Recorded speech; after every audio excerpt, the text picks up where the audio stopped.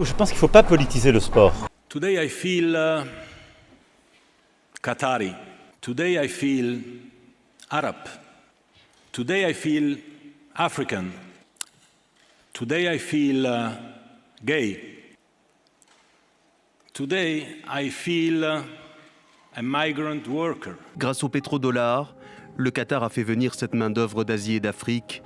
Ces immigrés représentent aujourd'hui plus de 80% de la population de l'Émirat. Je pense qu'il ne faut pas politiser le sport. Pour beaucoup, il mérite le surnom de Coupe du Monde de la honte. Le Qatar accueille le Mondial 2022 de football et dans l'indifférence presque générale sur ces chantiers, les ouvriers continuent de mourir. Des milliers d'ouvriers étrangers sont exploités au Qatar. C'est ce que révèle Amnesty International dans un nouveau rapport. On considère pour nous que cette Coupe du Monde est l'occasion de mettre la lumière sur ces situations de droits humains. Plus on fait pression sur le pays, plus on met la lumière sur ces situations de violation des droits, plus le pays va réagir en adoptant des législations, en mettant en place plus de moyens pour faire en sorte qu'elles se mettent en place très concrètement sur le terrain. Je pense qu'il ne faut pas politiser le sport. À peine passé la sécurité, le ronronnement des climatiseurs se fait entendre. 2 sorties d'air frais, glaciales même. Résultat, les spectateurs profitent des couvertures données en cadeau par la FIFA pour se réchauffer. Certains y parviennent, d'autres préfèrent quitter les travées avant la fin du match. Et là, nous sommes dans l'exemple ultime d'adaptation absurde à un climat qui n'est pas fait pour accueillir un mondial de foot.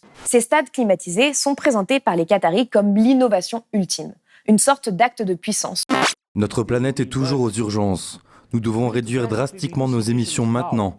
Et ce n'est pas un message adressé par cette COP. Le programme d'atténuation ne permet pas de garder la trajectoire vers les 1,5 degré. Mais il permet sans aucun doute aux partis d'échapper à leurs responsabilités. Les dividendes versés par les entreprises du CAC 40 ont atteint 57,5 milliards d'euros l'an dernier. Des bénéfices qui ont explosé par rapport à 2020, mais surtout des entreprises qui ont largement favorisé leurs actionnaires. À cause de l'inflation, depuis le mois d'avril, l'association accueille 12% de personnes en plus par rapport à l'année dernière. 50% des 1 100 000 personnes que nous accueillons sont des jeunes de moins de 25 ans et nous avons 110 000 bébés de 0 à 3 ans dans nos lieux d'activité. Chaque semaine désormais, les files d'attente s'allongent. Plusieurs centaines d'étudiants venus chercher un repas gratuit.